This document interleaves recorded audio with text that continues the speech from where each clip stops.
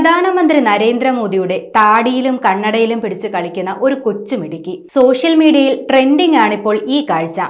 വയനാട് ദുരന്തബാധിതരെ സന്ദർശിക്കാനെത്തിയപ്പോഴാണ് പ്രധാനമന്ത്രി 3 വയസ്സുകാരിയായ നൈസയെ കാണുന്നത്. കട്ടിലിൽ കയറി നിന്ന് കൈകൂപ്പി നമസ്തേ നൽകുന്ന നൈസയെ കണ്ടപ്പോഴേ പ്രധാനമന്ത്രി അവൾക്കരികിലെത്തി കുശലാന്വേഷണം നടത്തി. തുടർന്നാണ് ദുരന്തത്തിന്റെ വേദനിപ്പിക്കുന്ന ഓർമ്മകൾക്കിടയിലും നമ്മുടെ മുഖത്ത് പുഞ്ചിരി സമ്മാനിക്കുന്ന ഈ മനോഹര കാഴ്ച അവിടെ നടക്കുന്നത്.